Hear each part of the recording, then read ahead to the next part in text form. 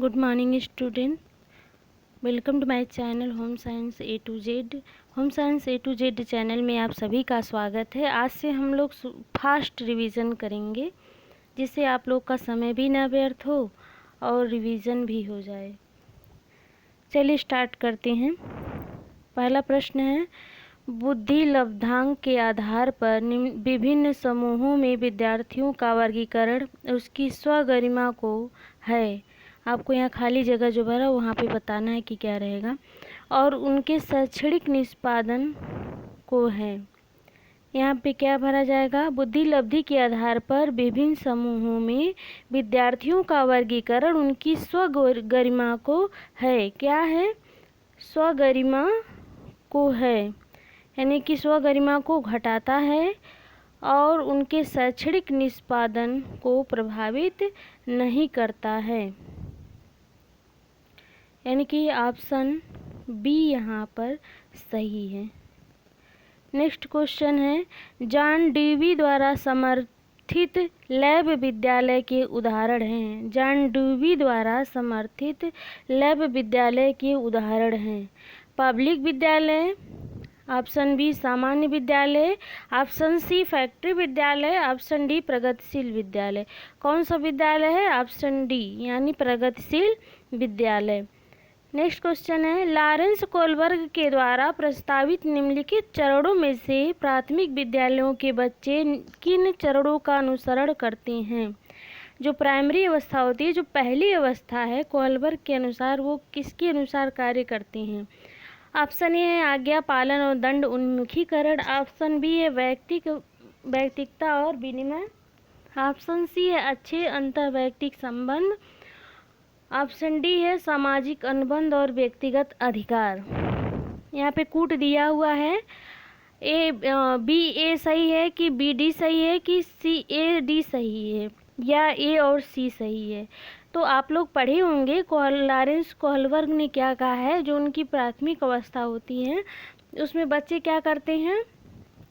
पुरस्कार और दंड पर प्रभावित होते हैं, यानी कि कोई भी कार्य वो जो करते हैं, यानी अपनी नैतिकता दिखाते हैं, तो वो सिर्फ किससे करते हैं?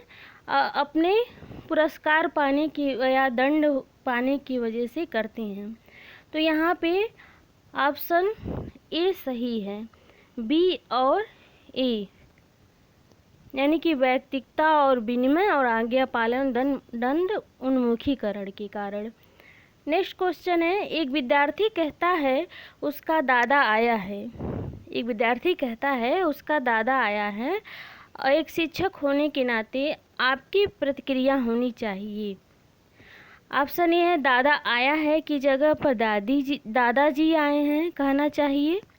ऑप्शन बी है आप अपनी भाषा पर ध्यान दीजिए। ऑप्शन सी है अच्छा उसके दादाजी आए हैं। ऑप्शन डी बच्चे आप सही वाक्य नहीं बोल रहे हैं। तो अगर ऐसा है, आपके सामने एक विद्यार्थी कहता है और आप एक शिक्षक हैं, तो आपका जवाब क्या होगा? आपका जवाब क्या होगा?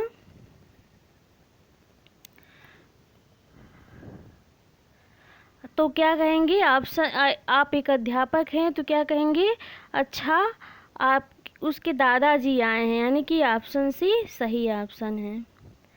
नेक्स्ट क्वेश्चन है, यहाँ खाली जगह भरा हुआ है कि अलावा निम्नलिखित घटना रिकॉर्ड की विशेषताएं हैं। ऑप्शन ये है यह पर्याप्त विस्तार से पूर्ण तथ्यात्मक प्रतिवेदन है।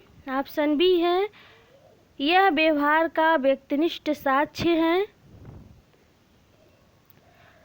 ऑप्शन सी है यह घटनाओं का सही वर्णन है। ऑप्शन डी है यह बच्चे के व्यक्तिगत विकास अथवा सामाजिक अंतःक्रियाओं का वर्णित करता है। कौन सा ऑप्शन सही है? यहाँ पे ऑप्शन बी सही है। नेक्स्ट क्वेश्चन है, संकल्पनाओं की व्यवस्थित प्रस्तुति विकास को निम्नलिखित किन सिद्धांतों। ऑप्शन सी है यह घटनाओं का सही वर्णन है। ऑप्शन डी है यह बच्चे के व्यक्तिगत विकास अथवा सामाजिक अंतःक्रियाओं को वर्णित करता है। यहाँ पे सही ऑप्शन क्या है? ऑप्शन बी यहाँ पे सही है। नेक्स्ट क्वेश्चन है, संकल्पनाओं की व्यवस्थित प्रस्तुति विकास के निम्नलिखित किन सिद्धांतों के साथ संबंधित हो सकती है? विकास के निम्नलिखित किन सिद्धांतों के साथ संबंधित हो सकती है? ऑप्शन ए, विकास के परिणाम स्वरूप वृद्धि होती है। ऑप्शन बी है, विकास विषम जातीयता से स्वायत्तता की ओर अग्रसर होता है।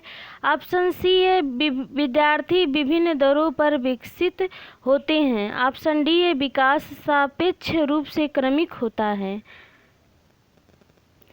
ऑप्शन डी यहाँ पे सही आंसर है। नेक्स्ट क्वेश्चन देखते हैं, बाल केंद्रित शिक्षा के समर्थन निम्नलिखित में से किस विचारक द्वारा किया जाता है? ऑप्शन ए है एरिक एरिक्सन द्वारा। ऑप्शन बी है चार्ल्स डार्विन द्वारा। ऑप्शन सी बीएफ स्किनर द्वारा। ऑप्शन डी है जॉन ड्यूवी द्वारा। किसके द्वारा बाल केंद्रित शिक्षा का समर्थन किया जाता है, आप लोग को बताना है।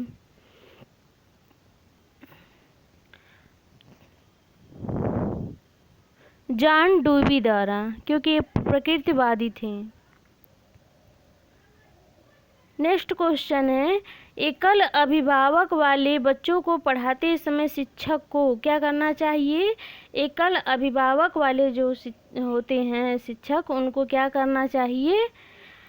स्थिर और एकरूप वातावरण उपलब्ध कराना चाहिए। ऑप्शन बी है, इस तथ्य को अनदेखा करना चाहिए और ऐसे बच्चों के साथ अन्य बच्चों के समान व्यवहार करना चाहिए। या ऑप्शन सी है, इस प्रकार के बच्चों के साथ भिन्न प्रकार से व्यवहार करना चाहिए। ऑप्शन डी है, ऐसे बच्चे को कम गृह कार्य देना चाहिए। तो यहाँ पे सही ऑप्शन बताइए। यहाँ पे ऑप्शन बी सही ऑप्शन है। नेक्स्ट क्वेश्चन है, निम्नलिखित में से कौन सी बहुबुद्धि सिद्धांत की आलोचना है? ऑप्शन ए है, बहुबुद्धि केवल प्रतिभाएं हैं जो पूर्ण रूप से बुद्धि में विद्यमान रहती हैं। ऑप्शन बी है, बहुबुद्धि शिक्षार्थियों को अपने रुझान को खोजने में मदद उपलब्ध कराती हैं। ऑप्शन सी है, ये व्यवहारिक बुद्धि पर आवश्यकता से अधिक बल देती हैं। ऑप्शन डी है, यह अनुभाविक साक्ष्यों को बिल्कुल भी समर्थन नहीं करती हैं। यहाँ आपको बताना है कि कौन सी मतलब बहुबुद्धि के समर्थक नहीं है, यानी कि आलोचक हैं।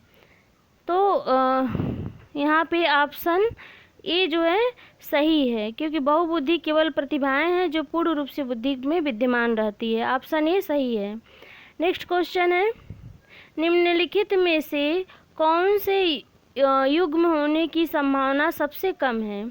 ऑप्शन ए है, बच्चे भाषा के बारे में निश्चित रूप से निश्चित ज्ञान के साथ प्रवेश करते हैं, चौमस्की का है। या भाषा विचार पर प्रारंभ में दो भिन्न गतिविधियां हैं, वाइगोत्स्की का। भाषा विचार पर आधारित है, पियाजे। भाषा वातावरण में एक उद्दीपक है, बीएफ स्किनर। भाषा वातावरण में एक उद्दीपक है, स्किनर। सही आंसर बताइए। सही आंसर आप लोग थोड़ा सोच के इसको बताइए।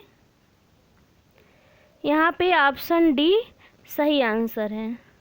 नेक्स्ट क्वेश्चन है, सामाजिक भूमिकाओं के कारण सौंपी गई विशेषताएं कहलाती हैं? जेंडर भूमिका अभिवृद्धि, जेंडर भूमिका दबाव, जेंडर भूमिका रूढ़िवादिता, जेंडर भूमिका नैदानिकी। सही ऑप्शन क्या है? ऑप्शन सी यहाँ पे सही आंसर है।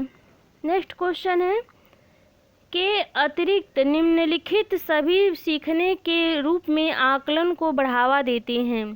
के अतिरिक्त, यहाँ खाली स्थान आपको भरना है। क्या भरना है? ऑप्शन देखिए, शिक्षार्थियों को आंतरिक पृष्ठपोषण लेने के लिए कहना। ऑप्शन बी, अवसर पाने हेतु शिक्षार्थियों के लिए एक सुरक्षित वातावरण का निर्माण करना। ऑप्शन सी, पढ़ाए गए विषय पर मनन करने के लिए शिक्षार्थियों को कहना। ऑप्शन डी, जितनी संभावना हो शिक्षार्थियों का लगातार परीक्षा लेना।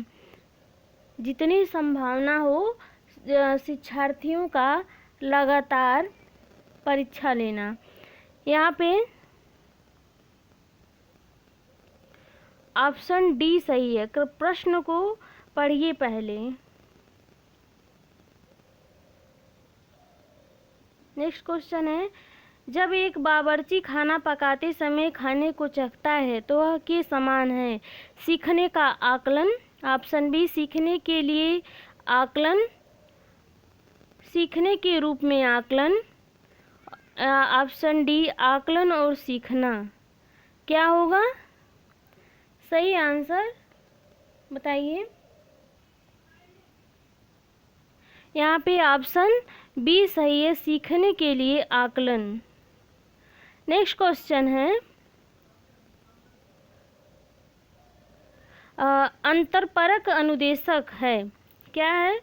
ऑप्शन ए शिक्षार्थियों की आवश्यकता पूरा करने के लिए समीकरण के रूपों का प्रयोग करना, ऑप्शन बी कक्षा में प्रत्येक शिक्षार्थियों के लिए कुछ अलग करना, ऑप्शन सी अव्यवस्थित अथवा स्वच्छंद शिक्षार्थी गतिविधियां, ऑप्शन डी ऐसे समूहों का प्रयोग जो कभी नहीं बदलते हैं। तो सही ऑप्शन क्या है? ऑप्शन या ए सही आंसर है। नेक्स्ट क्वेश्चन और आज का अंतिम प्रश्न है, छायांकित छात्र सामान्य वितरण में उन शिक्षार्थियों को प्रदर्शित करता है जो में आते हैं। यहाँ आपको इस सर्किल को देखना है और सही आंसर करना है। वैसे यहाँ पे ऑप्शन सी सही आंसर है।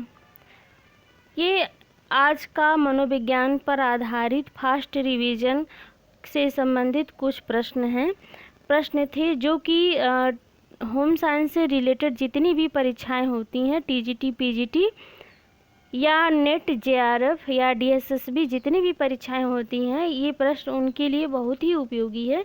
उसके साथ ही साथ आप लोग देखे होंगे ये जितने भी प्रश्न थे, ये सीटैट या ये जितने भी प्रश्न क्या है, सीटैट में पूछे हुए प्रश्न हैं या यूपी टैट में ही पूछे प्रश्न हैं।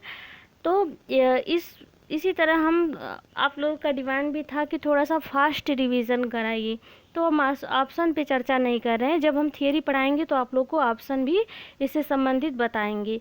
आपको ये वीडियो कैसा लगा या आपने इस वीडियो को देखा, बहुत बहुत धन्यवाद।